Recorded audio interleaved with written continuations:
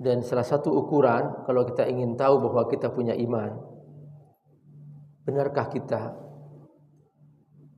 selalu hadir ke masjid pada waktunya untuk menegakkan salat minimal 5 waktu.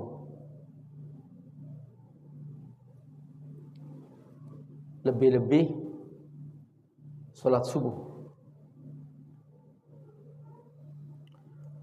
Rasulullah sallallahu alaihi wasallam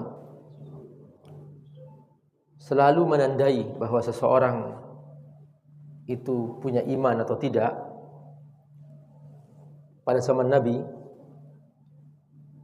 melihat dari kehadirannya ke masjid ketika salat fardu.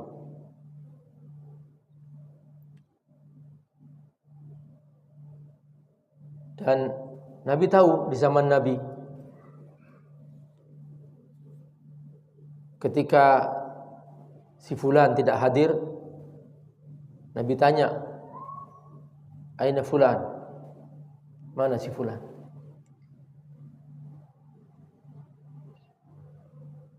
Dan begitu seterusnya.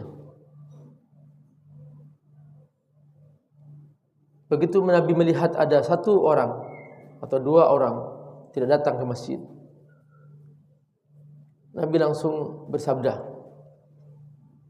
Waktu itu salat Isya. Nabi langsung mengatakan, "Laisa salatun asqal al-munafiqin min salatil Isya wal fajr jama'atan fil masjid."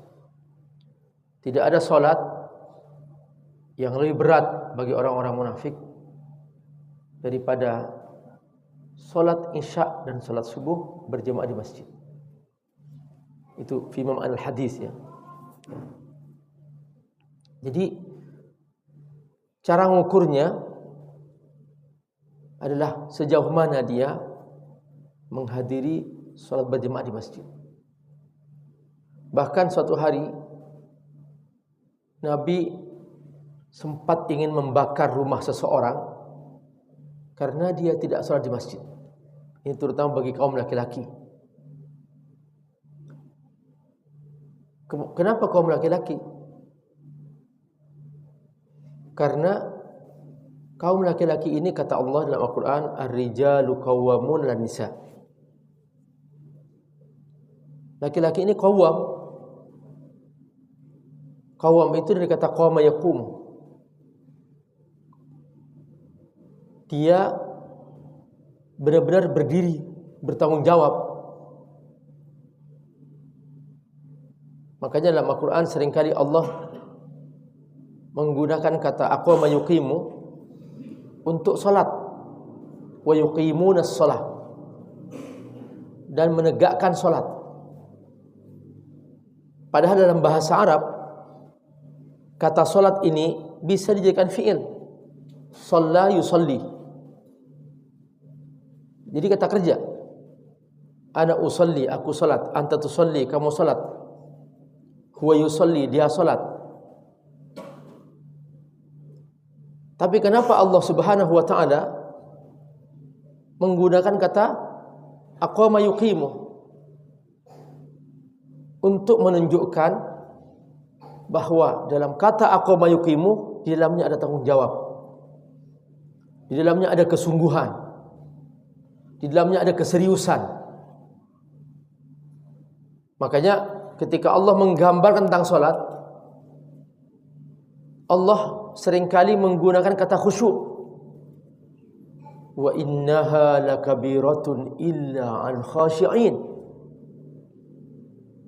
Salat akan terasa berat kecuali bagi orang yang khusyuk. Ketika Allah menggambarkan tentang ahli surga, Allah firman, "Qad aflahal mu'minun alladzina hum fi salatihim khashi'un." Kata qad aflaha pasti beruntung, pasti sukses, pasti selamat, pasti masuk surga. Orang-orang yang punya iman, al-mu'minun. Di sini Allah tidak menggunakan kata kerja. Qad aflahal ladzina amanu. Enggak begitu. Al-mu'minun. Yang maknanya adalah ketika iman sudah meresap dalam jiwa.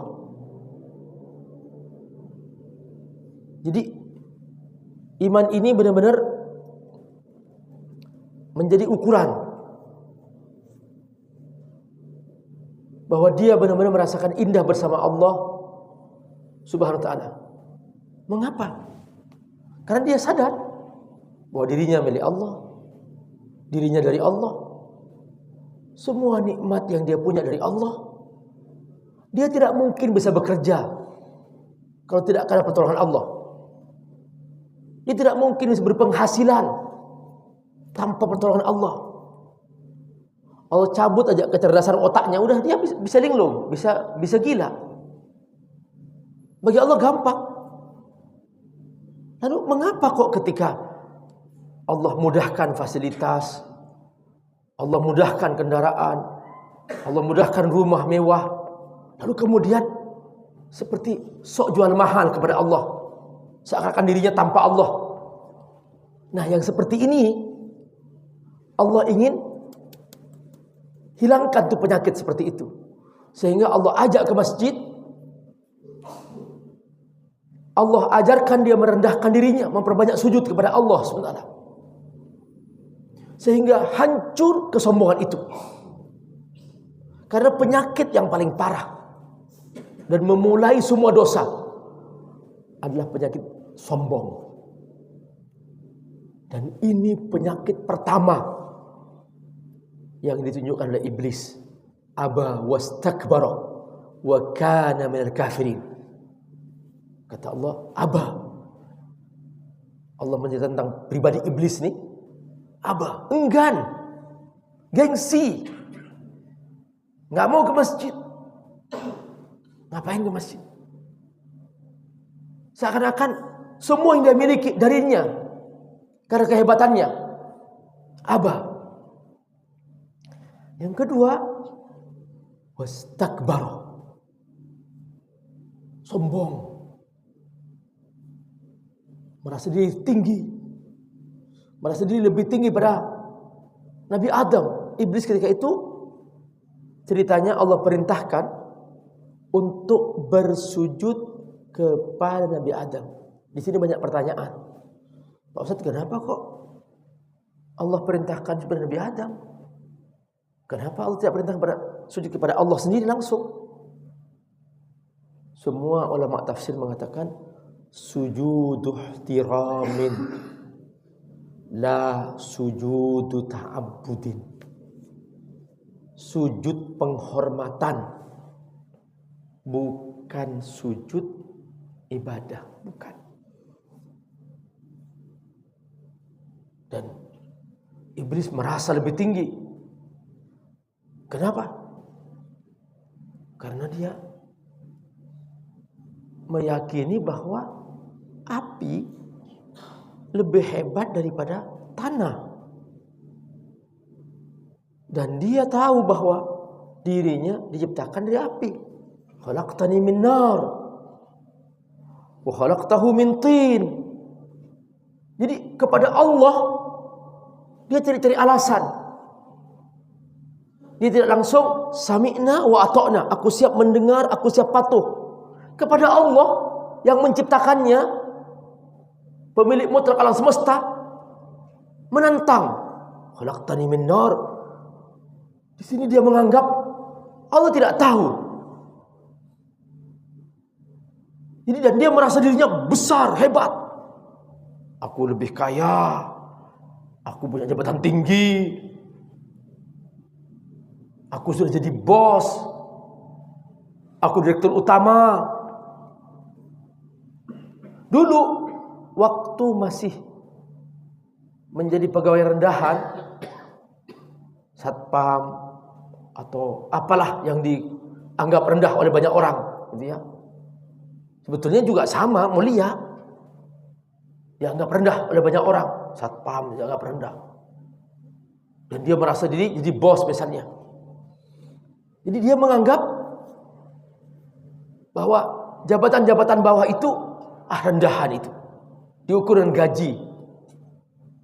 Nah, waktu dirinya pernah menjadi pegawai, yang belum jadi bos lah gitu. Sering ke masjid, gak pernah terlambat. Masya Allah, mendekat kepada Allah, doa, nangis. Tiba-tiba begitu jadi bos, merasa tidak level, duduk berdampingan dengan pegawai-pegawainya, seakan dirinya dilebihkan oleh Allah Subhanahu wa ta'ala dengan jabatan itu. Padahal di masjid inilah Bapak Ibu rahimakumullah, kita tunjukkan bahwa kita sama di depan Allah, sama manusia. Itu hanya aksesoris aja, kaya miskin aksesoris. Dan bahkan tidak sedikit orang yang ketika Allah uji dengan kekayaan, malah dia merasa diri tinggi dan merasa tidak butuh Allah Subhanahu wa ta'ala. Nah, inilah Bapak Ibu rahimakumullah yang ingin Allah uji, ingin Allah tes dengan sholat 5 waktu. Karenanya jadwal sholat ini tidak bisa diintervensi. Allah langsung yang menentukan waktunya. Dan penentuan waktu ini, karena 5 waktu setiap hari, dihubungkan dengan matahari. Penentuan waktunya dihubungkan dengan matahari. Ketika gelap malam, gelap gulita, pekat, itu pecah. Pecah. Karena cahaya matahari mulai menembus sedikit aja. Di ufuk timur ada garis melintang, warnanya putih, berdampingan dengan garis hitam di bawahnya. Itu fajar namanya. Di sini Allah firman, wa kulu washrabu hatta yatabayyana lakumul khaytul abyadu minal khaytil aswadi minal fajr. Bahwa perumpamaan atau penampakan waktu fajar itu mirip seperti berdampingannya benang hitam al-khaytul, ya, benang putih al-khaytul abyad dan benang hitam al-khaytul aswad minal fajr, dari waktu fajar. Itu bagian daripada cahaya matahari yang memecah. Itu fajar. Di situ Allah wajibkan orang-orang yang merasa dirinya hamba Allah, dia wajib bangun. Karena itu ibadah puasa itu Allah hubungkan dengan matahari juga. Karena dia setiap hari. Jadi sejak terbit fajar, yaitu tadi itu, matahari sudah mulai memecah gelapnya malam. Sejak terbit fajar, fajar itu dikata fajaru yufajjiru, memancar. Jadi pecah, memancar. Ketika Allah menceritakan tentang air di surga, yufajjirunaha tafjira, dia memancar. Jadi gelap yang sangat pekat dipecahkan, dipancarkan dengan cahaya itu. Maka yang merasa jadi hamba Allah wajib bangun. Bapak Ibu rahimakumullah, disinilah hamba-hamba Allah menyongsong terbitnya fajar itu. Dengan cara apa? Kalau dia bangun sebelumnya, jangan bengong. Jangan seperti orang yang gak punya pekerjaan, main HP, nonton tengah malam seperti itu. Ambil wudu, sujud, salat tahajud. Masya Allah, salat tahajud. Wa minal laili fatahajjad bihi nafilatan lak. Asa ayyab'atsaka rabbuka maqaman mahmuda. Orang yang sering sholat tahajud, Allah akan muliakan. Kenapa Allah akan muliakan? Karena dia mengutamakan Allah dalam hidupnya. Tidurnya saja yang dia anggap paling enak, dia tinggalkan untuk Allah. Benar, kita semua capek. Kita semua capek, Pak. Mungkin bekerja siang malam. Tapi dia bangun. Nah, bangun setelah tidur itu disebut dengan tahajjada yatahajjadu. Makanya kalau ada orang, misalnya nih Pak, dia sepanjang malam nggak tidur, lalu dia sholat malam, disebut qiyamul lail. Tapi kalau dia tidur lalu bangun, disebut tahajud. Perhatikan. Jadi itu hanya istilah saja. Istilah saja. Kalau di musim Ramadan disebut salat tarawih. Kenapa tarawih? Karena dulu istilahnya setelah 2 rakaat istirahat dulu, rehat, tarawih, istirahat. Kalau ganjil disebut witr. Bagi orang yang sudah witir sebelum tidur, maka nanti dia bangun tengah malam sholat tahajud, sholat aja. Tapi jangan witir lagi. Karena kata Nabi, la witrani fi lailatin wahidah. Tidak ada 2 kali witir dalam 1 malam. Tapi bagi orang yang memang dia itu sebelum tidur nggak witir, lalu dia bangun tahajud, maka kata Nabi apa? Hendaklah ditutup dengan witir. Ij'alu akhir salatikum al-witr. Jadikan penutup salat malam kamu itu dengan witir. Jadi nggak ada masalah.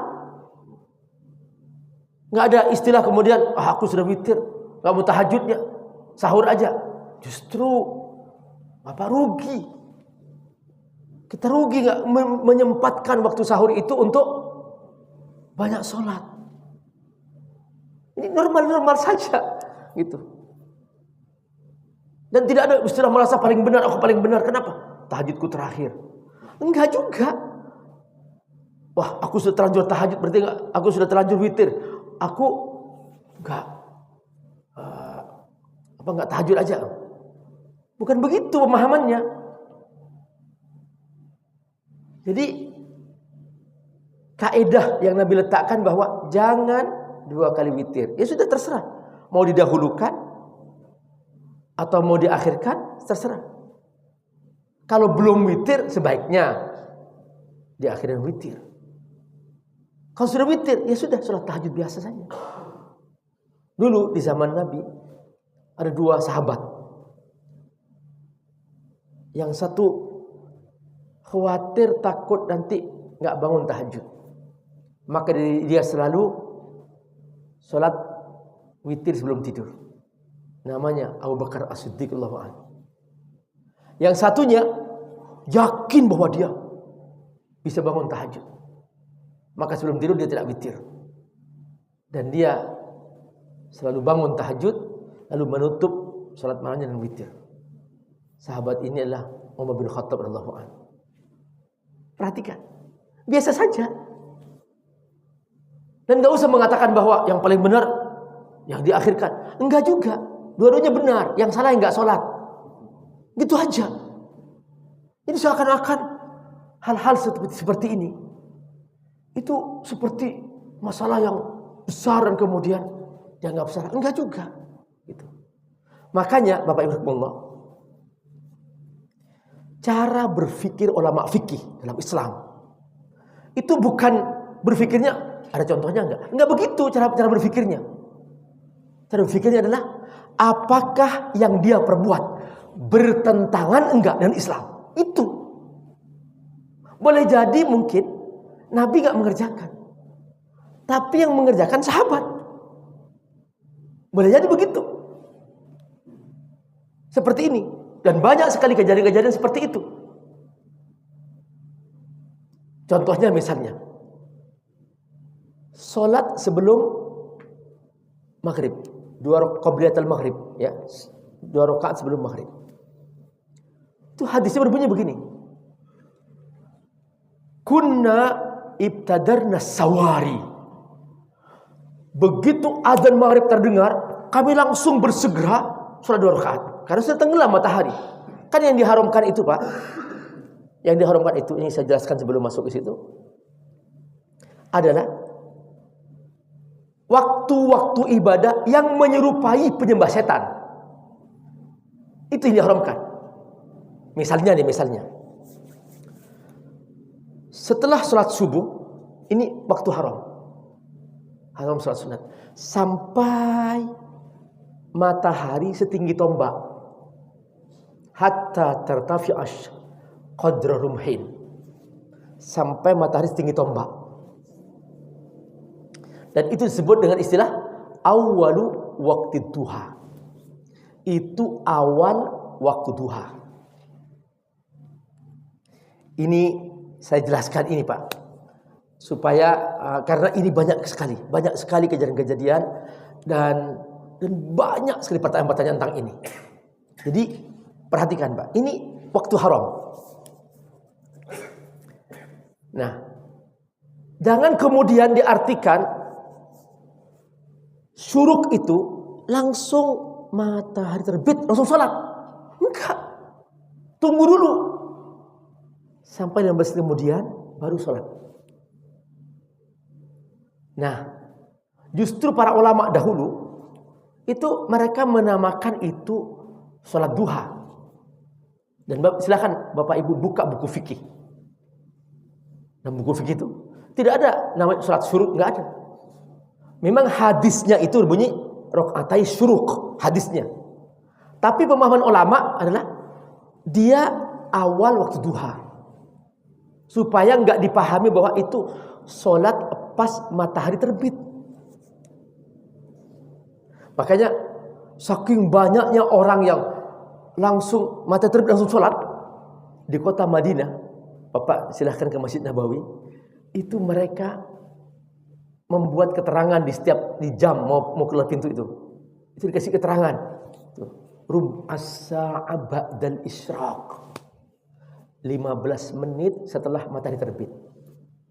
Karena banyak kejadian dia masih sholat di waktu yang masih diharamkan gitu. Nah, Bapak Ibu Allah, karenanya kemudian itu disebut awwalu waqti duha. Apa alasannya? Nabi menjelaskan kenapa diharamkan. Salat kan baik, kenapa diharamkan? Li'anna syaitan yudhiru qarnaihi li'ibadihi. Karena setan menampakkan tanduknya bagi para penyembahnya. Dan Allah dan Rasulnya paling tidak suka kepada orang-orang yang berbuat sesuatu menyerupai penyembah setan. Perhatikan. Atau menyerupai setan. Allah paling gak suka. Pokoknya segala sesuatu yang menyerupai setan, menyerupai perbuatan setan, atau menyerupai penyembah setan, Allah haramkan. Perhatikan. Waktu setelah sholat subuh sampai matahari setinggi tombak, qadar rumhin. Semua ulama fikih menyebutkan qadar rumhin. Karenanya Bapak Ibu Allah, jadi kita itu dalam menyikapi teks Quran maupun teks hadis, bukan sekedar teksnya benar. Bapak Ibu, ini Quran teksnya benar, iya. Ini hadis sahih, iya. Tapi pemahamannya yang penting, Bapak Ibu. Karena banyak loh, Pak, orang liberal dia pakai Quran, pakai hadis, banyak hadisnya sahih, teksnya benar, Qurannya benar, tapi pemahamannya yang salah, dalilnya sama. Perhatikan. Nah, karena itu dalam kita menyikapi teks-teks ya Quran maupun hadis, kita harus lihat pemahaman para ulama itu. Kalau hadisnya rakaat syuruk misalnya, syuruknya itu apa maksudnya? Apakah terbit langsung sholat? Tunggu hatta tertafi asy-syams qadra rumhin, sampai matahari setinggi tombak. Jadi digeser dulu, matahari digeser dulu sehingga dia masuk ke wilayah halal, ke wilayah boleh. Begitulah Bapak Ibu rahimakumullah, kita dijaga oleh Allah SWT, karena Allah yang punya langit, Allah yang punya bumi, Allah yang ngatur gitu. Nah, di situ pentingnya ulama fikih, pemahaman gitu. Dan dari situlah kemudian dalam buku-buku fikih hampir bisa dikatakan tidak ada kecuali mutaakhirin. Tapi yang qudama semuanya bicara tentang salat duha. Salat duha. Karena memang itu waktu duha, awal waktu duha. Jadi awal duha masuk disebut asyuruk. Ya terserah mau salat syuruk silahkan, tapi pada waktunya. Mau salat duha silahkan. Nah itu Bapak Rahimullah, hal-hal yang sangat penting tentang peristilahan dalam Al-Quran. Karena bidang saya ini bidang tafsir, jadi saya ingin menjelaskan hal-hal yang sifatnya istilah-istilah aja Bapak Ibu rahimakumullah. Jadi Bapak Ibu rahimakumullah, haram lagi waktu sholat itu pas matahari tengah-tengah. Pas dari tengah-tengah dia. Jadi sebetulnya waktu sholat itu Bapak Ibu rahimakumullah ada hubungannya dengan matahari, ada perjalanan dengan matahari. Jadi bukan jam. Jam ini kan kita yang ngatur, bisa digeser-geser. Tapi itu harus disesuaikan dengan matahari. Nah, pas matahari di tengah-tengah, haram salat. Tunggu sampai tergelincir matahari. Makanya kalau Bapak baca waktu salat duhur setelah tergelincir matahari, maksudnya jangan di tengah-tengah, gelincirkan dulu kayak gitu. Kalau di pagi gelincirkan dulu, artinya geser dulu dia, jangan pas terbit, geser dulu 15 menit sampai masuk awal duha. Seperti itu. Terus haram lagi setelah sholat asar sampai jelas terbenam matahari. Perhatikan, sampai jelas terbenam matahari. Ini pentingnya pemahaman, Pak. Nah, kalau kita melihat hukum-hukum fikih di situ bahwa qobliyatul maghrib bukan muakkadah, bukan sunnah muakkadah. Nah, kenapa? Karena boleh jadi memang Nabi gak mencontohkan misalnya. Tapi kata para sahabat, kunna ibtadarna sawari. Begitu selesai azan dan matahari terbenam, langsung kami bersegera karena ingin kebagian 2 rakaat itu. Kunna ibtadarna sawari. Kami bersegera salat 2 rakaat sebelum maghrib. Faro'ana Rasulullah, Nabi melihat kami. Perhatikan, Nabi melihat kami. Falam ya'murna walam yadhana. Nabi tidak perintahkan kami dan Nabi tidak mencegah kami, enggak melarang kami. Perhatikan. Barakallah. Jadi Nabi tidak menyontohkan, tapi para sahabat mengerjakan dan Nabi tidak melarangnya. Nah, berdasarkan inilah kemudian Bapak Ibu rahimakumullah, para ulama hadis ketika mereka menyusun ulumul hadis, mereka mendefinisikan apa itu ulumul hadis. Ulumul hadis adalah ma udhifa ila Rasulillah. Ini al-hadisu huwa, nih perhatikan, al-hadisu huwa. Apa itu hadis? Al-hadisu huwa ma udhifa ila Rasulillah sallallahu alaihi wasallam. Apa yang dinisbahkan kepada Nabi. Ada 3, qaulan wa fi'lan wa taqriran. Berupa perkataan Nabi. Yang kedua, berupa perbuatan Nabi. Yang ketiga, berupa perbuatan sahabat yang disetujui oleh Nabi. Itulah hadis. Makanya jangan mengatakan bahwa itu kan sahabat, kita ikut Nabi. Bukan begitu cara memahami teks. Nah, ini saya hanya membahas sebagiannya saja untuk hal-hal yang berkaitan dengan apa tadi itu, dengan waktu. Karena kesempatan ini saya sebetulnya ingin menceritakan tentang bagaimana Al-Quran menggambarkan tentang waktu. Nah, tadi yang kita gambarkan pertama kali waktu fajar. di mana kita wajib bangun untuk waktu fajar. Karena apa kau wajib bangun? Karena kita wajib salat subuh. Itu bukan pilihan tuh. Itu wajib kita. Dan kita wajib bersungguh-sungguh untuk bangun. Dan supaya kita tidak bengong, ya, dan bermanfaat dan berkah, kita diajarkan sholat tahajud, menunggu waktu fajar.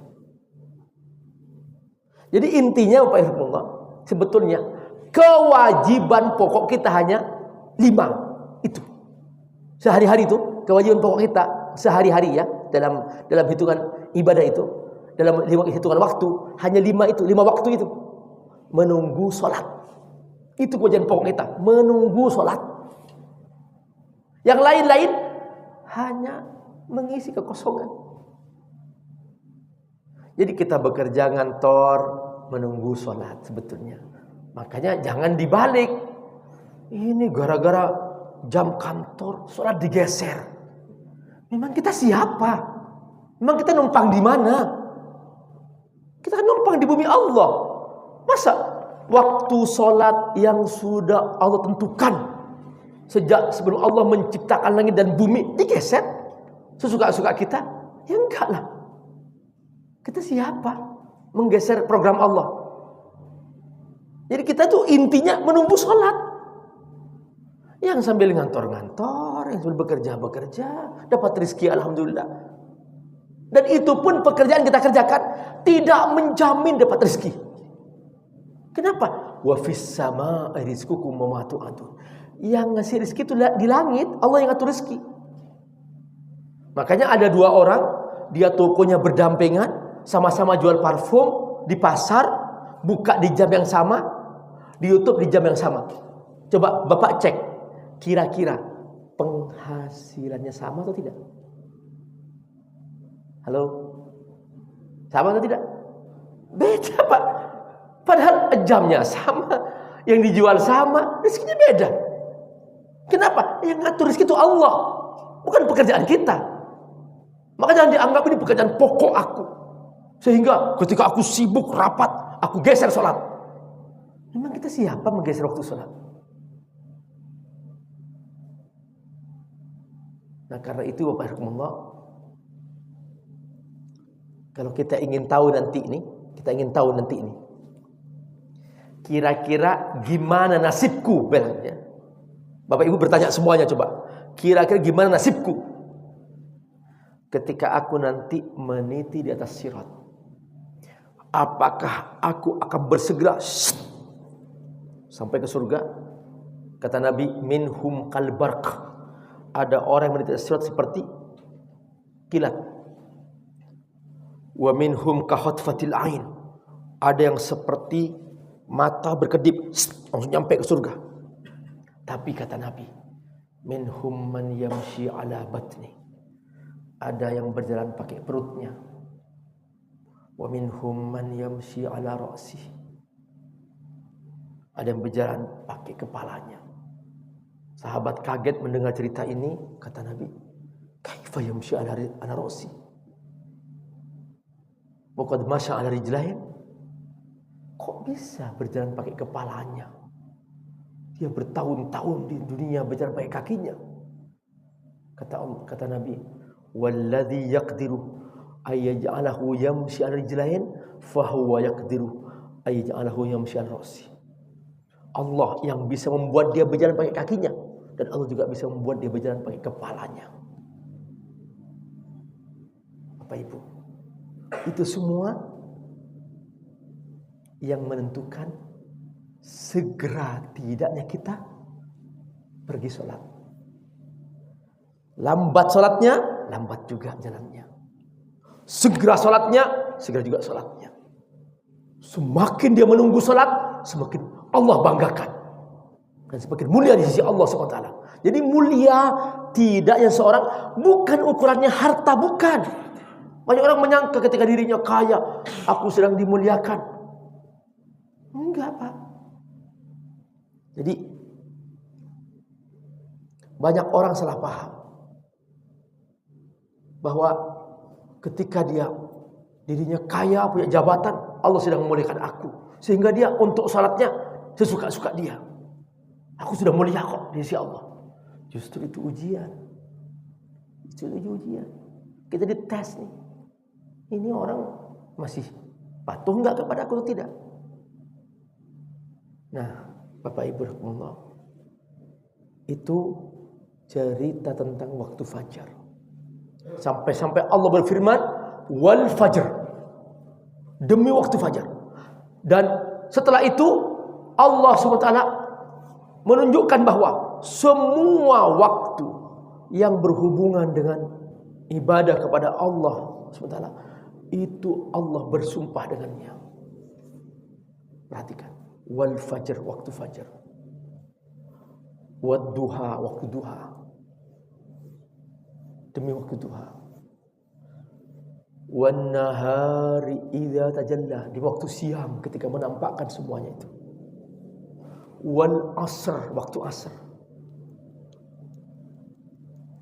fala uqsimu bisyafaq, aku bersumpah dengan waktu senja pas matahari terbenam. Perhatikan. Karenanya Bapak Ibu rahimakumullah, waktu Isya itu waktu berakhirnya warna jingga di ufuk barat. Itu waktu Isya. Jadi jangan mengakhir-akhirkan maghrib. Itu paling pendek waktunya. Ketika Bapak ngintip sudah jingga hilang, sudah waktu Isya. Memang kita ada hubungannya dengan jam, itu kan jam. Selalu dihubungkan dengan jam-jam. Iya benar. Silahkan. Dan jam itu diukur sesuai dengan warna di ufuk barat. Jadi ketika jingga sudah hilang, maka itu awal waktil lail, itulah awal malam langsung. Sudah.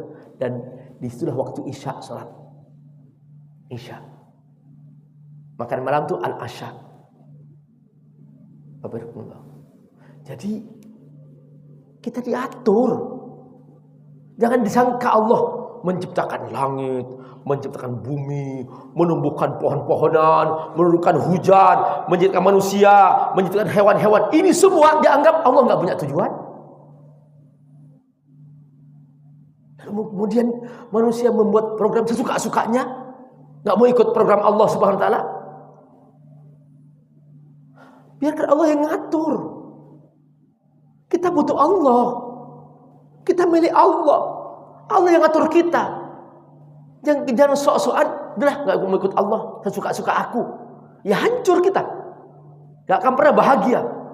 Jadi bahagia itu bukan di fasilitas. Bukan karena seorang punya rumah mewah pasti bahagia. Tidak. Banyak orang bunuh diri di rumah mewah itu. Bukan karena seseorang punya mobil mewah pasti bahagia. Tidak. Banyak orang stres di mobil mewah itu. Jadi bahagia itu kapan? Saat kita ikut program Allah dan kita mengutamakan Allah di atas segalanya. Situ kita mengerti siapa kita. Bahwa kita hamba Allah Subhanahu wa ta'ala. Bapak Ibu rahimakumullah yang Allah muliakan. Itulah mungkin ya semacam renungan singkat ya, yang berkaitan dengan pentingnya kita ikut program Allah Subhanahu wa ta'ala. Dan saya kaji dari secara tematik berdasarkan Al-Quran dan hadis, agar kita lebih merasakan indah bersama Allah, agar kita merasakan bahagia bersama Allah. Bapak Ibu, saya sering mengatakan bahwa semua makhluk ini ada alamnya. Ada alamnya, Pak. Kalau kita lihat misalnya, alamnya ikan ya di air. Kalau ikan itu di air, dia bahagia, dia tenang, senang. Sekalipun air itu keruh, senang aja dia, karena alamnya. Cacing misalnya di bawah tanah, mau gelap, mau pengap, mau apa, dia senang. Tapi coba Bapak nanti pulang ke rumah, ambil ikan yang sedang berenang-renang, pisahkan dari air, letakkan di kasur yang empuk, coba. Bahagia nggak dia? Menggelepar, menderita, karena dipisahkan dari alamnya. cacing. Tarik, letakkan di permukaan tanah. Menggelepar, menderita. Artinya apa? Segala makhluk yang dipisahkan dari alamnya pasti menderita. Nah, kita bukan ikan, Pak. Alam kita bukan air. Kita bukan cacing. Alam kita bukan bawah tanah. Kita manusia, punya jiwa, punya akal.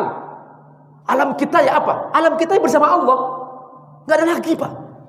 Alam kita bersama Allah. Itulah mengapa Allah kasih alam minimal. Yaitu apa? Sholat dengan waktu. Itu saja. Itu alam minimal. Yang kalau kita semakin perluas, semakin indah kita berenang-renang di dalamnya. Misalnya nih, kita berenang di kolam yang sempit. Beda dengan berenang di kolam yang luas. Beda. Nah, kalau kita hanya mencukupkan hanya 5 waktu sholat saja, oke, kita bahagia karena itu alam kita. Tapi kata Allah ada syaratnya. Khusyuk. Wa innaha lakabiratun illa 'alal khashi'in. Salat itu akan terasa berat kecuali bagi orang yang khusyuk. Qad aflahal mu'minun alladzina hum fi salatihim khashi'un. Berbahagia orang beriman yang mereka salatnya khusyuk. Bapak Ibu sekalian, semoga kita semua setelah ini bersungguh-sungguh menjaga salat dengan khusyuk dan dengan sepenuh hati. Allah barik fikum. Wassalamualaikum warahmatullahi wabarakatuh.